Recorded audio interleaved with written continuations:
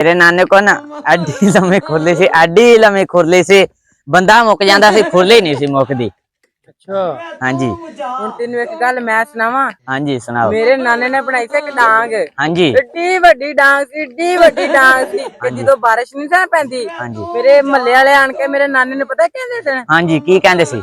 ਨਾਨਾ ਜੀ ਆ ਮਾੜੀ ਜੀ ਡਾਂਗ ਲਾਇਓ ਬਾਰਿਸ਼ ਆ ਜਾਵੇ। हाँ जी ते डांग रखदा किथे सी एडी ਮੇਰੇ लम्मी? ਨਾਨੇ ਦੀ ਖੁਰਲੀ 'ਚ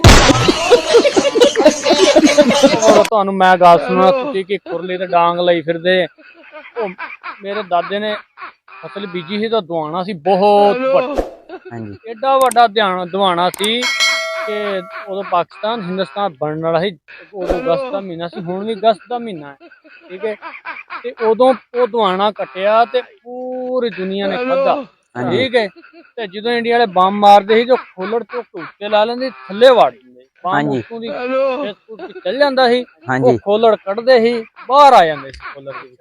हाँ जी ਤੇ ਉਹ ਫਿਰ ਉਹ ਦਰਿਆ ਦੇ ਵਿੱਚ ਖੋਲੜਾਂ ਸਿੱਟ ਕੇ ਨਾ ਤੇ 5 ਪਿੰਡ ਉਸ ਖੋਲੜ ਦੇ ਵਿੱਚ ਬਹਿ ਕੇ ਤੇ ਫਿਰ ਇੱਥੇ ਪਾਕਿਸਤਾਨ ਆਏ ਸੀ। हाँ जी ਤੇ ਹੁਣ ਉਹ ਖੋਲੜ ਕਿੱਧਰ ਗਿਆ? ਹੁਣ ਉਹ ਖੋਲੜ ਪਿਛਲੇ ਦਿਨਾਂ ਦੇ ਵਿੱਚ ਨਾ ਉਹਨਾਂ ਨੇ ਮਨਾਰੇ ਪਾਕਿਸਤਾਨ ਦੇ ਜਿਹੜੀ ਉੱਤੇ ਸੂਈ ਨਹੀਂ ਲੱਗੀ, हाँ जी ਉਹਦੇ ਥੱਲੇ ਉਹ ਬੈੱਡ ਬਣਾਇਆ, ਉੱਥੇ ਹਾਂਜੀ। ਪਾ ਲਿਆ, ਕੋਈ ਸ਼ਾਹੀ ਕਿਲੇ ਤੇ ਪਾਤਾ, ਹਾਂਜੀ। ਕੁਛ ਗਵਰਨਮੈਂਟ ਨੇ ਵੰਡ ਦਿੱਤਾ ਵੀ ਤੁਸੀਂ ਨਾ ਹਾਂਜੀ। ਆਪਦੇ ਛੱਤਾਂ ਚੁੱਤਾਂ ਤੇ ਪਾ ਲਓ। ਉਹ ਅਜੇ ਵੀ ਟੁਕੜਾ ਕ ਬਚਿਆ, अपने पिंड च भी आया, अपने पिंड च भी आया। ਉਹ ਟੁਕੜਾ ਕ ਬਚਿਆ ਤੇ ਹਾਂਜੀ। ਉਹ ਕਮਾਲੀਏ ਖੜਾ ਵਾ, हाँ जी ਕਮਾਲੀਏ ਖੜਾ ਵਾ, ਹਾਂਜੀ।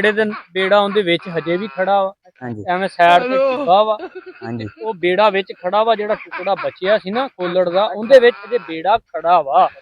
ਅਗਰ ਤੁਹਾਨੂੰ ਨਾ ਯਕੀਨ ਆਵੇ ਨਾ, ਤੁਹਾਨੂੰ ਮੈਂ ਕਮਾਲੀਏ ਲਿਜਾ ਕੇ ਤੇ ਵਿਖਾ ਸਕਦਾ ਵਾਂ, ਜਿਹੜਾ ਸੁਬਾ ਨੂੰ ਕਮਾਲੀਆ ਹੁੰਦਾ ਨਾ, ਸ਼ਾਮ ਨੂੰ ਆਪਾਂ ਬਹਿ ਕੇ ਖਾ ਲਿਆ ਹੁੰਦਾ।